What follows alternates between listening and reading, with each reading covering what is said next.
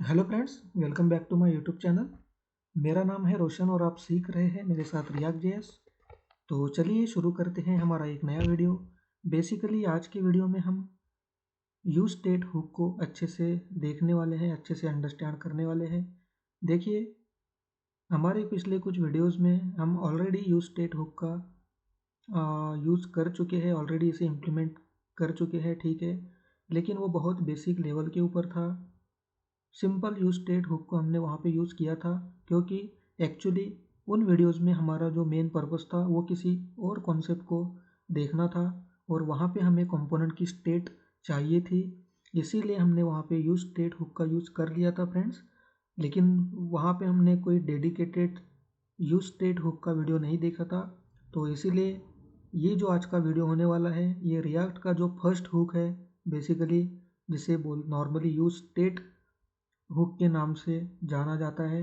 Okay, और इसका purpose ये होता है कि हमारे कंपोनेंट में अगर हमें कंपोनेंट स्टेट चाहिए, कंपोनेंट किसी कंपोनेंट में अगर हमें स्टेट क्रिएट करनी है, ठीक है, जिसे बाद में यूज़र अपने इंटरेक्शन के ऊपर अपडेट कर सके। तो अगर हमें कंपोनेंट में स्टेट चाहिए तो यूज स्टेट हुक का यूज़ किया जाता है, ठीक है। तो आज इस वीडियो में थोड़ा डिटेल में उसी यूज स्टेट हुक को हम देखने वाले हैं। तो देखिए फ्रेंड्स, अब यूज स्टेट हुक, इसका मेन पर्पस तो मैंने आपको बता दिया। यूज स्टेट हुक का मेन पर्पस ये होता है कि हमारे कंपोनेंट में जब भी हमें स्टेट की ज़रूरत पड़ती है, ठीक है, अगर प्रॉप्स का यूज़ करके हमारी रिक्वायरमेंट अचीव नहीं होती है, रिक्वायरमेंट फुलफिल नहीं होती है, तो उस केस में हमें कंपोनेंट में स्टेट वेरिएबल चाहिए होते हैं, मतलब कंपोनेंट में स्टेट की ज़रूरत पड़ती है, जिसे यूज़र के इंटरेक्शन के ऊपर बाद में चेंज किया जा सके। तो अगर हमें कुछ इस तरह से कंपोनेंट में स्टेट क्रिएट करनी है तो हमें यूज स्टेट हुक का यूज़ करना होता है। ये हो गया इसका नॉर्मल मेन पर्पस। अब इसे यूज़ कैसे करते, तो देखिए फ्रेंड्स, सबसे पहले अगर हमें यूज स्टेट हुक को यूज़ करना है तो उसे हमें कुछ इस तरह से हमारे कंपोनेंट की फाइल में इंपोर्ट कर लेना है, ठीक है। सेकंड थिंग, हमारा जो भी हम यूज स्टेट का, अभी इंपोर्ट तो हमने उसे कर लिया है, ठीक है। अब इंपोर्ट करने के बाद हमें इस हुक को, इससे रिलेटेड जो भी कोड हम करने वाले हैं, मतलब जो भी स्टेट्स वगैरह हम क्रिएट करने वाले हैं, वो जो हमारा सारा सिंटैक्स होता है, वो हमारा ये जो हमारे कंपोनेंट का मेन फंक्शन होता है, उस फंक्शन में सबसे टॉप के ऊपर हमें लिखना होता है। चलिए, ये भी आपको मैंने बता दिया। तो ये बेसिक कुछ रूल्स है हुक को यूज़ करने के पहले। अब इसे यूज़ एक्चुअल में किस तरह से यूज़ करें, तो फ्रेंड्स कुछ नहीं है। देखिए, इसका नॉर्मल सिंटैक्स कुछ इस तरह से, हम यूज स्टेट हुक को अगर यूज़ कर रहे हैं तो हमें यूज स्टेट इस फंक्शन को नॉर्मली इस जावास्क्रिप्ट के फंक्शन की तरह कॉल करना होता है, और हमें हमारी कोई भी इनिशियल एक वैल्यू इसे पास करानी होती है। देखिए, हम बार बार यही बोल रहे हैं कि यूज स्टेट हुक का यूज़ या पर्पज़ यही होता है कि हम कंपोनेंट में स्टेट क्रिएट कर सके। और स्टेट क्या होती है, तो स्टेट बेसिकली क्या होता है कि डेटा होता है, ठीक है, जिसे हम इनिशियली कंपोनेंट के ऊपर रेंडर करा सके, और बाद में यूज़र के इंटरेक्शन के ऊपर उसी डेटा को हम बेसिकली अपडेट कर सकें। उसे बोलते हैं नॉर्मली कंपोनेंट स्टेट। तो अब ये कंपोनेंट्स की स्टेट को क्रिएट करने के लिए अगर यूज़ किया जाता है तो इसे कुछ इनिशियल वैल्यू भी पास करानी जरूरी है। अब जैसे ही हम इस फंक्शन को कुछ इस तरह से एक इनिशियल वैल्यू के साथ कॉल करते हैं, तो फ्रेंड्स ये हमें बेसिकली दो वैल्यूज़ रिटर्न करता है, ठीक है। जैसे नॉर्मली जावास्क्रिप्ट में कोई भी फंक्शन अगर हम उसे कॉल करते हैं आइदर विदाउट एनी आर्गुमेंट और विथ एनी आर्गुमेंट, तो हम उस फंक्शन से कुछ वैल्यू रिटर्न ले सकते हैं। तो ठीक उसी तरह से ये भी आप देख सकते हो, नॉर्मल एक इनबिल्ट स्टैंडर्ड फंक्शन है, ऐसा आप इसे कुछ समझ सकते हो, जिसे हम एक इनिशियल वैल्यू सेंड कर रहे हैं 0, और जैसे ही उसे हम कॉल करते हैं तो उसके बाद में वो हमें दो वैल्यू रिटर्न करता है। अब सबसे पहली वैल्यू ये जो रिटर्न करता है, देखिए यहाँ पे मैं लिख लेता हूँ, वैल्यू 1 जो कि हमें रिटर्न करने वाला है, और वैल्यू 2, दो वैल्यूज़ हमें हमेशा यूज स्टेट रिटर्न करता है। तो अब सबसे पहले फर्स्ट वैल्यू ये क्या रिटर्न करता है, तो फ्रेंड्स फर्स्ट वैल्यू ये जो रिटर्न करता है वो इसी आर्ग्यूमेंट की वैल्यू को हमें रिटर्न करा देता है। हमने यहाँ पे 0 as a parameter, as a argument अगर सेंड किया है तो वो हमें 0 ही रिटर्न कर देगा। अब यहाँ पे हम नॉर्मल कोई भी वैल्यू, जावास्क्रिप्ट की कोई भी वैलिड वैल्यू इसे पास करा सकते हैं। हम 0 1 2 3 ऐसे कोई नंबर पास करा सकते हैं, ठीक है।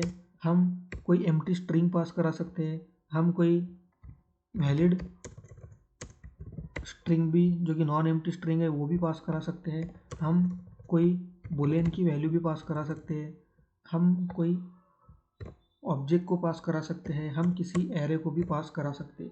बस इतना ध्यान में रखना है कि जो भी हम इसे एज ए इनिशियल वैल्यू देने वाले हैं वो वैल्यू हमें जैसे कि वैसे first value as a first value हमें रिटर्न करने वाला है। तो ये होती है हमारे कंपोनेंट के उस स्टेट की इनिशियल वैल्यू। जो हम यहाँ से पास कराते हैं वो हमारे कंपोनेंट के उस स्टेट की इनिशियल वैल्यू होती है। आप समझ रहे हो, हम कंपोनेंट में स्टेट क्रिएट करना चाहते हैं। हमारी रिक्वायरमेंट है कि हमें स्टेट की ज़रूरत है कुछ डेटा को स्टोर करने के लिए, डिस्प्ले कराने के लिए। तो उसी लिए हमें यूज स्टेट हुक का यूज़ करना होता है। और जो हमारी कंपोनेंट के स्टेट की इनिशियल वैल्यू हमें चाहिए, हम रखना चाहते हैं, उसी वैल्यू को बेसिकली हम यहाँ पे पास कराते हैं एज ए आर्गुमेंट। तो हमें यूज स्टेट हुक दो वैल्यू जो रिटर्न करता है उसमें की फर्स्ट वैल्यू वही वैल्यू होती है जो हमने इनिशियली वैल्यू से पास कराई है, तो 0।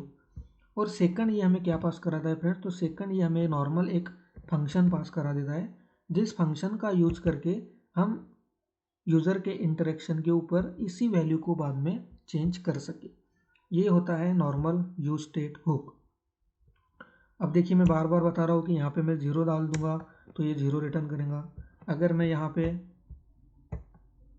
100 डाल दूँ तो उस केस में मुझे यहाँ पे 100 मिलेगा। अगर मैं यहाँ पे कोई एम्प्टी स्ट्रिंग पास करा दूँ तो यहाँ पे मुझे एम्प्टी स्ट्रिंग मिल जाएंगी। अगर मैं यहाँ पे कोई स्ट्रिंग डाल दूँ जो कि नॉन एम्प्टी स्ट्रिंग है तो मुझे वही नॉन एम्प्टी स्ट्रिंग यहाँ पे मिल जाएंगी, ठीक है। अगर मैं यहाँ पे कुछ इस तरह से किसी ऑब्जेक्ट को डाल दूँ, जैसे मान लीजिए ID1, तो उस केस में मुझे यहाँ पे नॉर्मली ठीक वही वाला ऑब्जेक्ट रिटर्न हो जाएगा। ये होती है फर्स्ट वैल्यू, ठीक है। अब हमारे केस में हम बेसिक से देख रहे हैं तो हम यहाँ पे 0 अभी रखते हैं तो हमें यहाँ पे 0 रिटर्न हो जाएगा। सेकंड थिंग हमें जो रिटर्न आती है वो होता है एक फंक्शन। इस फंक्शन का यूज़ करके हम इसी वैल्यू को बाद में अपडेट कर सकते हैं। ओके, ये होता है नॉर्मल यूज स्टेट हुक। अब इन्हीं दो वैल्यूज़ को हम कुछ इस तरह से बेसिकली स्टोर कर लेते हैं। अब ये नॉर्मल जावास्क्रिप्ट का सिंटैक्स है फ्रेंड्स, तो इसमें तो कोई रिएक्ट या हुक स्पेसिफिक कुछ नहीं है। यहाँ पे जो दो वैल्यूज़ हमने यहाँ पे अभी देखी उनको हम कुछ इस तरह से बस स्टोर कर रहे हैं। इनिशियल फर्स्ट वैल्यू हमें जो मिल रही है वो 0 है इस केस में, क्योंकि हम 0 पास करा रहे हैं, तो इसीलिए एक मीनिंगफुल काउंट नेम में यहाँ पे मैंने दे दिया है। और सेकंड वैल्यू हमें एक फंक्शन मिलती है, एक फंक्शन मिलता है जिसका यूज़ करके हम इसी की वैल्यू को अपडेट कर सके। तो यहाँ पे एक मीनिंगफुल फंक्शन का नाम मैंने दे दिया है सेट काउंट। देखिए यहाँ पे मैं काउंट 1 भी रख सकता हूँ, काउंट 102 कुछ भी रख सकता हूँ। यहाँ पे नॉर्मल में x y z p q r कुछ भी रख सकता हूँ। ठीक उसी तरह से count, ठीक उसी तरह से फ्रेंड यहाँ पे भी मैं कुछ भी नाम दे सकता हूँ। यहाँ पे मैं कुछ ऐसा टेस्ट नाम दे दूँ या फिर डेमो दे सकता हूँ, या यहाँ पे भी मैं कोई PQR दे दूँ। ओके, यहाँ पे मैं कोई नॉर्मल A ऐसा दे दूँ या फिर नॉर्मल हेलो दे दूँ। ओके, कुछ भी यहाँ पे भी हम दे सकते हैं। बेसिकली यहाँ पे हम एक वेरिएबल का नाम देते हैं, यहाँ पे एक फंक्शन का नाम देते हैं कि जिस फंक्शन का यूज़ करके हम इसी वेरिएबल की वैल्यू को अपडेट कर सके।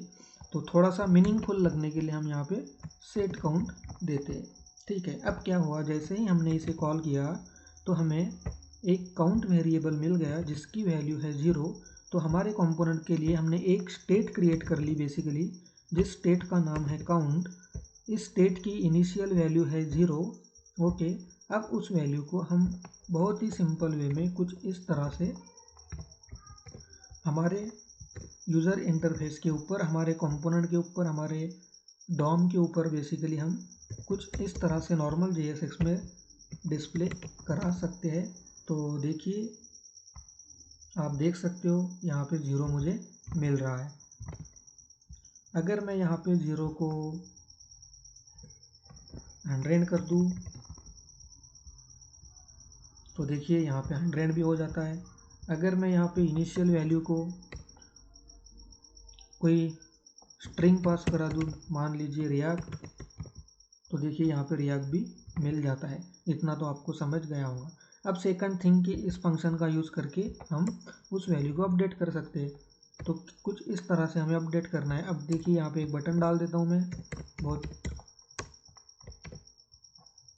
यहाँ पे एक बटन डाल देते हैं जिसका नाम देते हैं हम अपडेट। ठीक है, एक नॉर्मल बटन यहाँ पे मैं डाल रहा हूँ। देखते हैं किस तरह से दिख रहा है हमारी यूआई पे। देखिए फ्रेंड्स, यहाँ पे एक बटन आपको दिख रहा होगा जहाँ पे अपडेट लिखा हुआ है। थोड़ा सा उसे एक CSS का क्लास मैं देता हूँ फ्रेंड्स, ताकि आपको थोड़ा अच्छे से दिखाई दे।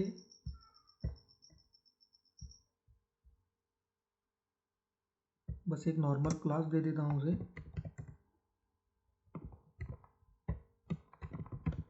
देखिए फ्रेंड्स, ये अपडेट फंक्शन आ रहा है। अब मैं क्या करता हूँ कि मैं इस वाले फंक्शन का यूज़ करके मुझे इस काउंट की वैल्यू अपडेट कराना है। ठीक है, तो बटन पे बेसिकली इस बटन पे क्लिक करने के बाद मुझे इसकी वैल्यू अपडेट करना है। तो मैं सबसे पहले तो इस बटन के ऊपर एक इवेंट हैंडलर फंक्शन बाइंड करता हूँ जिसका नाम भी होगा अपडेट।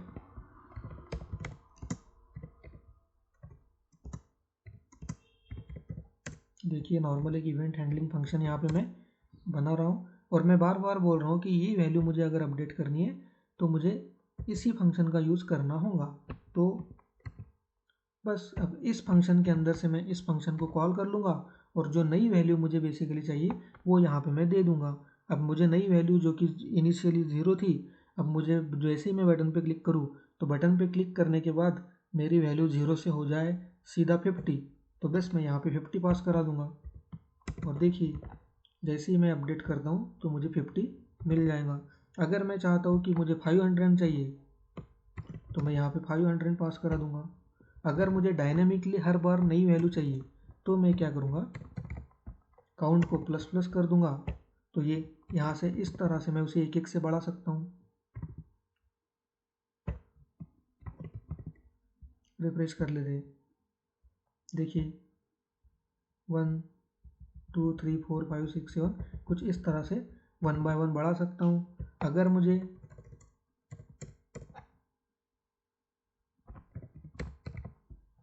कुछ इस तरह से करना है,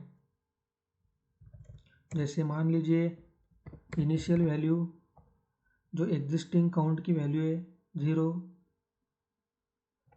उसमें अगर मुझे किसी वैल्यू को जोड़ना है, जैसे मान लो 500 को जोड़ना है, तो कुछ इस तरह से होगा, देख सकते हो आप। तो कुछ इस तरह से हम बेसिकली इस फंक्शन को हम जो भी वैल्यू पास कराने वाले हैं, either it is direct value something like this और dynamically calculated by JavaScript expression, जो कि हमने यहाँ पे कुछ इस तरह से किया। तो जो भी वैल्यू यहाँ पे इस एक्सप्रेशन का रिजल्ट निकल के आएंगी, वो वैल्यू बेसिकली यहाँ पे इस कंपोनेंट के स्टेट को अपडेट कर देती है। तो ये होता है नॉर्मल कंपोनेंट स्टेट। अब ठीक इसी तरह से हमें चाहिए उतने कंपोनेंट स्टेट्स हम बना सकते हैं। अब मान लीजिए यहाँ पे मैं नॉर्मली आपको एक यूज़र का एक स्टूडेंट का डेटा बेसिकली बना के बताता हूँ। जैसे एक स्टूडेंट है तो उसका नाम होगा, तो यहाँ से सेट नेम कर देते हैं, इनिशियल नेम स्टूडेंट का डाल देते हैं हम लोग जॉन। अब स्टूडेंट का नेम हो गया, स्टूडेंट की एज होगी हमारे पास। ठीक है, स्टूडेंट की एज रख लेते हैं। यहाँ पे हम ठीक उसी तरह से सेट एज रख लेंगे, एक फंक्शन बना लेंगे, स्टूडेंट की एज रख देंगे इनिशियल 20 ईयर्स। फिर अगर स्टूडेंट है तो उसका हम रोल नंबर, यहाँ पे सेट रोल नंबर एक फंक्शन होगा, इनिशियल रोल नंबर होगा 1। ठीक है, कुछ इस तरह से स्टूडेंट का डेटा हमने बना लिया है। अब इसी डेटा को हम यहाँ पे ऑब्वियसली रिटर्न करा सकते हैं। तो यहाँ पे नेम, ठीक है, थोड़ा सा स्पेस दे के यहाँ पे क्या आएगा फ्रेंड्स, यहाँ पे आएगा नेम। तो बेसिकली यहाँ पे नेम की वैल्यू प्रिंट हो जाएगी। ठीक उसी तरह से हम यहाँ पे एज को डिस्प्ले करा देंगे, यहाँ पे हम रोल नंबर को डिस्प्ले करा देंगे। तो यहाँ पे एज वेरिएबल आ जाएगा और यहाँ पे रोल नंबर भी आ जाएगा। अब देखिए सेट काउंट, अब देखिए ये हमारा निकल गया है तो इसकी कोई ज़रूरत नहीं है। देखिए name John, age 20, roll number.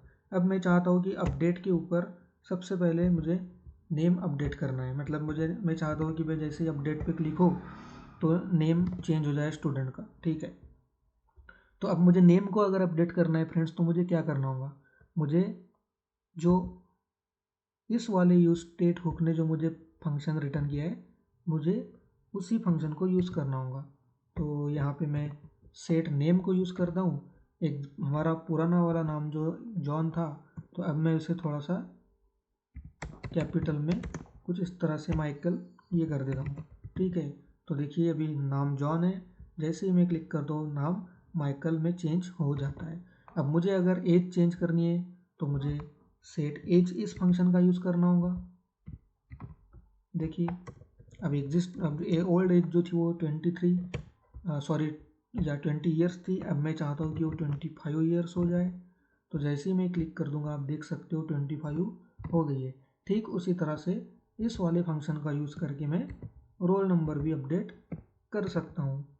अगर मुझे चाहिए कि 1 नहीं चाहिए, मुझे 10 चाहिए रोल नंबर, या फिर मान लो मुझे कुछ इस तरह से रोल नंबर चाहिए, तो देखिए इनिशियली 1 था, जैसे ही क्लिक कर दूंगा मेरा रोल नंबर चेंज हो जाता है।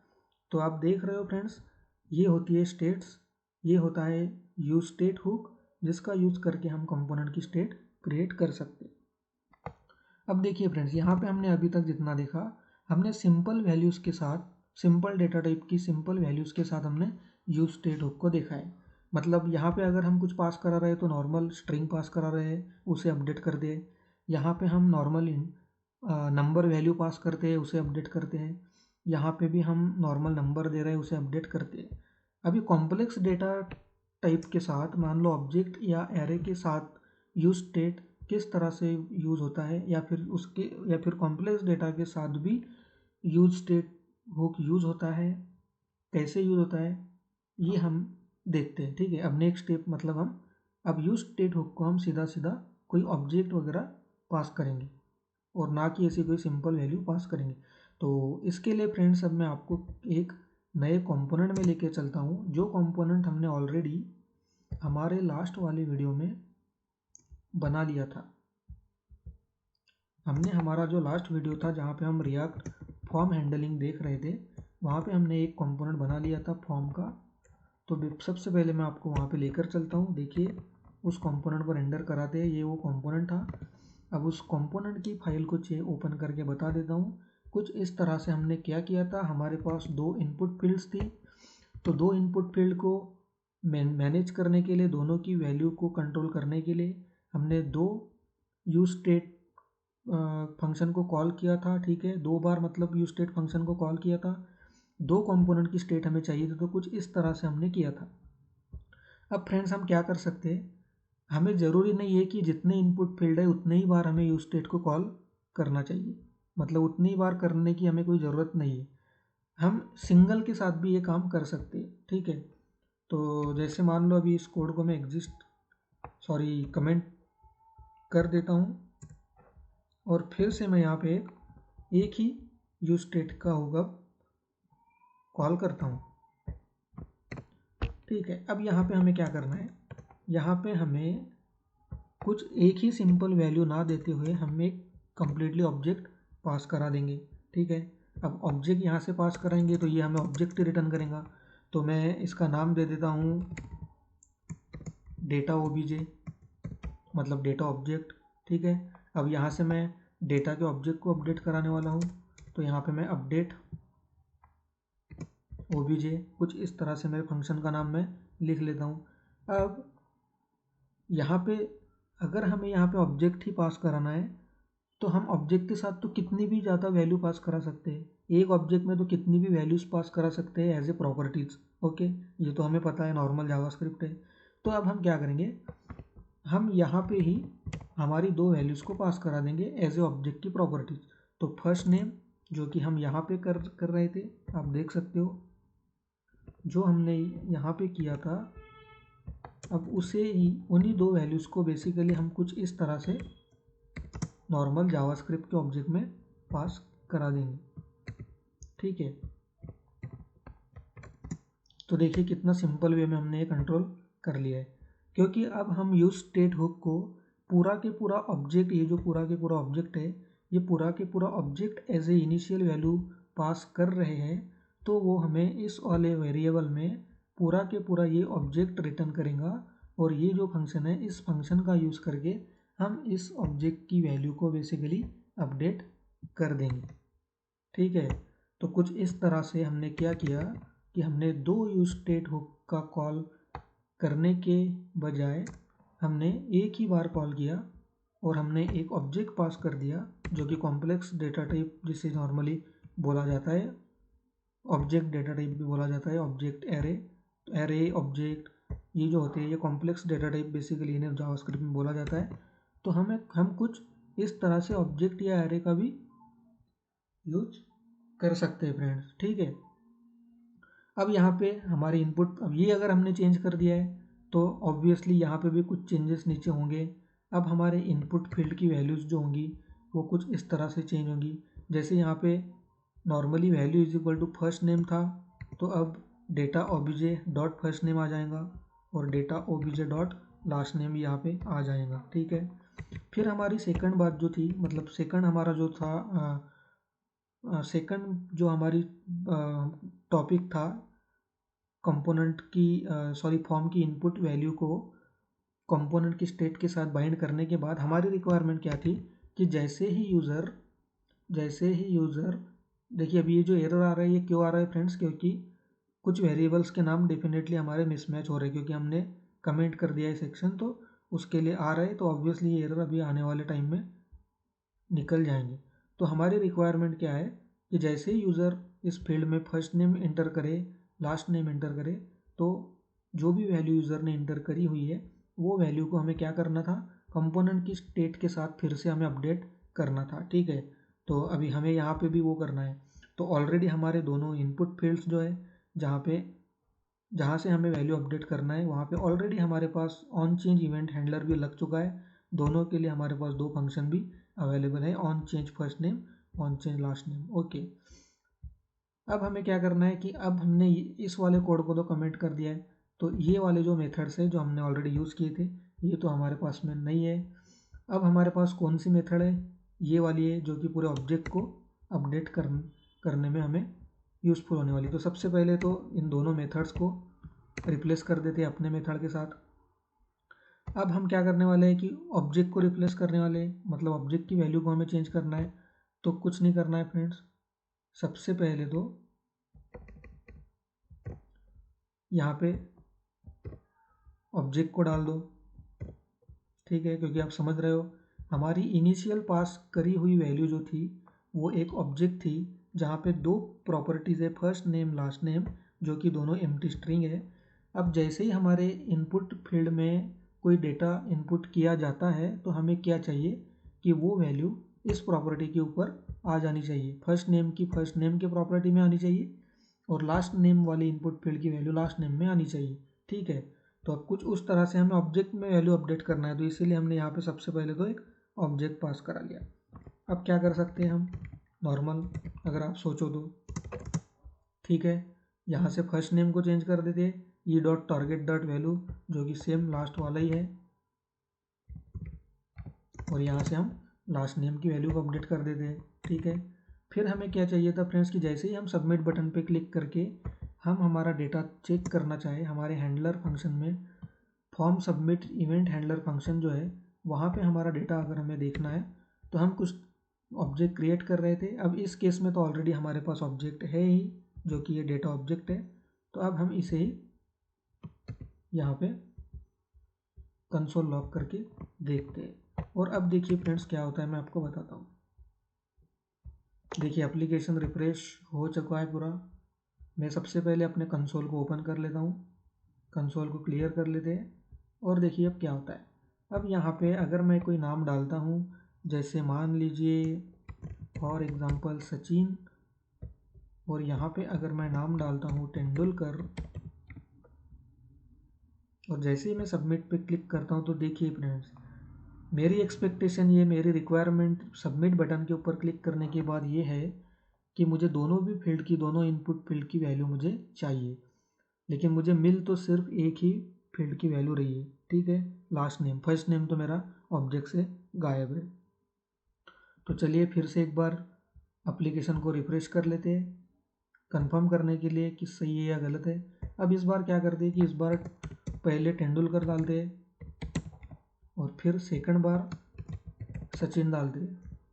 ठीक है, वार्निंग को अभी हम इग्नोर करेंगे। और अब सबमिट अगर करते हैं फ्रेंड्स, तो अब फर्स्ट नेम आ रहा है और लास्ट नेम मिसिंग है। ठीक है, तो कुछ इस तरह का बिहेवियर है। तो कुछ इस तरह से होता है जब हम यूज स्टेट को ऑब्जेक्ट या एरे जैसे किसी कॉम्प्लेक्स डेटा टाइप के साथ यूज करने का ट्राई करते हैं, तो कुछ इस टाइप की मिस्टेक्स, इस टाइप के लॉजिकल एरर क्रिएट होते हैं। अब ये एरर क्यों आ रहा है, क्यों नहीं, ये तो आप अभी के लिए, ये तो हम इतना डीप में डिस्कशन करने वाले नहीं है। हमारा मेन पर्पज़ ये है कि रॉन्ग कोड अगर हम करेंगे तो डेफिनेटली हमें कुछ बग्स या इशू मिलेंगे। तो हमें जो मतलब कोड करते टाइम या कॉन्सेप्ट को यूज करते टाइम हमें जो प्रॉपर केयर लेनी है, वो क्या लेनी है, वो हम देखते हैं, ताकि इस एरर को हम स्किप कर सकें। तो यहाँ पे क्या होता है फ्रेंड्स कि एक टेक्निक होता है। अब देखो यहाँ पे इनिशियली हो क्या रहा है, यहाँ पे बेसिकली ये होता है कि हमेशा यूज स्टेट के साथ जब हम वर्क करते हैं तो प्रीवियस वाली स्टेट जो होती है इसे मेंटेन नहीं किया जाता है। ठीक है, मतलब एक अगर हमारा जो मेन स्टेट का ऑब्जेक्ट था उसमें अगर हम फर्स्ट नेम को अगर यहाँ से अपडेट करते हैं, यहाँ से अगर हम उससे फर्स्ट नेम के साथ अपडेट करते हैं, तो हमारा एग्जिस्टिंग लास्ट नेम जो था, जो कि इस ऑब्जेक्ट में यहाँ पे ऑलरेडी था, तो वो फिर मेंटेन नहीं होता है, वो रिमूव हो जाता है। ठीक है, और अगर हम इस वाले फंक्शन से लास्ट नेम को अपडेट करते हैं तो फिर फर्स्ट नेम मतलब मेंटेन नहीं होता है, उसकी वैल्यू मेंटेन नहीं होती है, वो जो फर्स्ट नेम की प्रॉपर्टी है वो मेंटेन नहीं होती है और वो डिलीट हो जाती है। कुछ इस तरह से ये बिहेवियर यहाँ पे हो रहा है बेसिकली। देखिए मैं आपको थोड़ा अच्छे से बता ही देता हूँ। अब देखिए एक बार फिर से रिफ्रेश कर लेता हूँ मैं। अब देखिए नॉर्मली मैं क्या कर रहा हूँ, मैं डालता हूँ यहाँ पे सचिन, ठीक है, और तेंदुलकर। जैसे मैं सबमिट करता हूँ तो लास्ट नेम चला जाता है। ठीक है, अब देखिए अब मैं यहाँ पे क्या करता हूँ कि मैं सचिन की वैल्यू को अपडेट करता हूँ। अब सचिन की जगह के ऊपर मैं डालता हूँ मान लीजिए विराट, और फिर से मैं सबमिट करता हूँ तो देखिए देख सकते हो आप कि मैं फर्स्ट नेम के इनपुट फील्ड को चेंज करता हूँ तो मेरे ऑब्जेक्ट में सिर्फ फर्स्ट नेम ही आता है। मेरा जो ऑब्जेक्ट है उसमें सिर्फ फर्स्ट नेम प्रॉपर्टी ही आती है और लास्ट नेम प्रॉपर्टी डिलीट हो जाती है, वो स्टोर नहीं होती है, मेंटेन नहीं होती, जो कि एग्जिस्टिंग प्रॉपर्टी। मेरी रिक्वायरमेंट तो ये है कि मैं सिर्फ और सिर्फ फर्स्ट नेम को चेंज कर रहा हूँ, लास्ट नेम तो अभी भी मुझे तेंदुलकर जो है वो चाहिए। ठीक है, अब मान लीजिए अगर मैं यहाँ पे तेंदुलकर को मिटा के यहाँ पे कोहली कर दूँ, तो मेरी रिक्वायरमेंट अभी भी ये है कि मेरा फर्स्ट नेम मेंटेन रहना चाहिए और मेरा लास्ट नेम जो है वो सिर्फ अपडेट होना चाहिए। तो यहाँ पे तो फर्स्ट नेम डिलीट हो जा रहा है। अगर फिर से मैं यहाँ पे इसे अपडेट कर दूँ, मान लो रोहित, तो फिर से मेरा लास्ट नेम डिलीट हो जाता है। तो कुछ इस तरह का बिहेवियर ये चलता है फ्रेंड। तो ये इसीलिए होता है क्योंकि यूज स्टेट के साथ काम करते हुए, कोड करते हुए अगर हम कुछ इस तरह से अपडेट कर दें तो प्रीवियस स्टेट मेंटेन नहीं होती है। जो भी लेटेस्ट स्टेट, मतलब उस ऑब्जेक्ट में जो भी लेटेस्ट स्टेट हम अपडेट कर रहे हैं, लेटेस्ट प्रॉपर्टी हम उस ऑब्जेक्ट में बेसिकली अपडेट कर दें, तो उसी को कंसिडर किया जाता है, उसी को अपडेट किया जाता है उस ऑब्जेक्ट में, स्टेट ऑब्जेक्ट में, और उसको छोड़ के जितना भी कुछ डेटा होता है वो डिलीट हो जाता है। तो अभी ये अगर नहीं होना चाहिए, ये नहीं हमें चाहिए, तो फिर इसके लिए क्या करना है फ्रेंड। तो इसके लिए क्या होता है फ्रेंड, देखिए आपको बताता हूँ। यहाँ पे क्या एक टेक्निक होता है कि जो ये हमारा स्टेट अपडेट फंक्शन होता है, बेसिकली इस फंक्शन को हमें एक एरो फंक्शन पास करना है। देखिए इस फंक्शन को हमें एक एरो फंक्शन पास करना होता है, मतलब ये फंक्शन एक पैरामीटर लेता है, एक एरो फंक्शन। ओके, और हम क्या करते हैं, हम उस बार बार मैं एरे बोल रहा हूँ फ्रेंड्स। ये जो हमारा जो स्टेट अपडेट फंक्शन है, ये एक पैरामीटर लेता है जो कि होता है एक एरो फंक्शन। अब इस एरो फंक्शन से बेसिकली हम क्या करने वाले हैं, हम एक ऑब्जेक्ट रिटर्न करने वाले। आप समझ सकते हो, यहाँ पे एक नॉर्मल एरो फंक्शन है, यहाँ से एक नया ऑब्जेक्ट रिटर्न हो रहा है। इस ऑब्जेक्ट में अब ये जो एरो फंक्शन होता है, ये एरो फंक्शन भी एक पैरामीटर लेता है। अब देखिए थोड़ा सा कंफ्यूजन है, जो हमारा स्टेट अपडेट करने का जो फंक्शन है, अपडेट ओबीजे जो हम यूज़ कर रहे थे, जो कि यहाँ से आता है, ये फंक्शन एक पैरामीटर लेता है एरो फंक्शन। ये जो एरो फंक्शन होता है, ये एरो फंक्शन भी एक पैरामीटर लेता है जो होता है प्रीवियस स्टेट। ठीक है, प्रीवियस स्टेट, ताकि हम क्या कर सके, प्रीवियस स्टेट को कुछ इस तरह से मेंटेन कर सके। तो स्प्रेड ऑपरेटर का यूज़ करके हम कुछ इस तरह से प्रीवियस स्टेट को मेंटेन कर लेते हैं। ओके फ्रेंड्स, आप देख सकते हो कुछ सिंटैक्टिकल एरर आ जाते हैं जो कि हमें फिक्स करना चाहिए।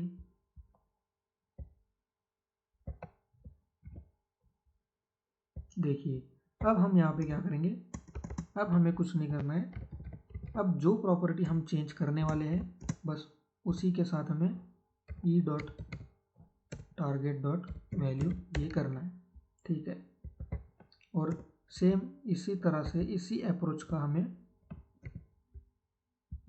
इस वाले फंक्शन में भी यूज करना है। अब वहाँ पे हम फर्स्ट नेम को अपडेट करते थे, यहाँ पे हम बेसिकली लास्ट नेम को अपडेट कर देंगे। ओके, देखिए अब सेव करते हैं, और अब जैसे ही हम इसे रिफ्रेश करेंगे, अब मैं यहाँ पे डालता हूँ मान लीजिए रोहित, यहाँ पे मैं डालता हूँ मान लीजिए रोहित शर्मा, और मैं सबमिट करता हूँ। तो आप देख सकते हो मुझे दोनों भी प्रॉपर्टीज़ मिल रही है मेरे ऑब्जेक्ट में। फर्स्ट नेम रोहित मिल रहा है, लास्ट नेम शर्मा भी मिलता है। अब अगर मैं यहाँ पे विराट कर दूँ, सेकंड लास्ट नेम को मैं चेंज ना भी करूँ, तो first name Virat, last name Sharma जो कि ऑलरेडी एग्जिस्टिंग है। अब अगर मैं सिर्फ और सिर्फ इसे अपडेट करूँ, तो देखिए विराट भी है, कोहली भी है। आप चाहे जितना मर्जी ट्राई कर लीजिए, आप यहाँ पे दोनों भी वैल्यूज़ को फिर से अपडेट कर लीजिए, मान लीजिए सुरेश रैना, और सबमिट कीजिए। देखिए first name Suresh, last name Raina. Okay, तो कुछ इस तरह से यूज स्टेट हुक का यूज़ किया जाता है। इस तरह से हम प्रीवियस स्टेट को मेंटेन करते हैं। तो बेस्ट अप्रोच हमेशा रिएक्ट में यही होता है कि जब भी आप कंपोनेंट की स्टेट को अपडेट करो, तो हमेशा कुछ इस तरह से ही करो कि एक एरो फंक्शन पास करा दो उसी फंक्शन को, और उस एरो फंक्शन में एक पैरामीटर प्रीवियस स्टेट जो कि बाय डिफ़ॉल्ट लेता है, बस हमें यहाँ पे मेंशन कराना होता है। तो कुछ इस तरह से हम हमारी स्टेट को मिस ना करें। तो फ्रेंड्स, ये था यूज स्टेट हुक। जितना भी यूज स्टेट के बारे में हमें ज़रूरत होती है हमारे प्रोजेक्ट्स में, उतना सब कुछ हमने यहाँ पे देख लिया है बहुत अच्छे से। तो अब इस वीडियो को यहाँ पे एंड करते हैं। अगर आपको वीडियो सच में पसंद आ रहे हैं फ्रेंड्स, तो प्लीज़ ज़्यादा से ज़्यादा सब्सक्राइब और लाइक करिए। ओके, चलिए मिलते हैं हमारे नए वीडियो में एक नए हुक के साथ। एक कोई तो भी सेकंड रिएक्ट का हुक हम वहाँ पे देखेंगे। ठीक है, तो चलिए till that moment, bye friends.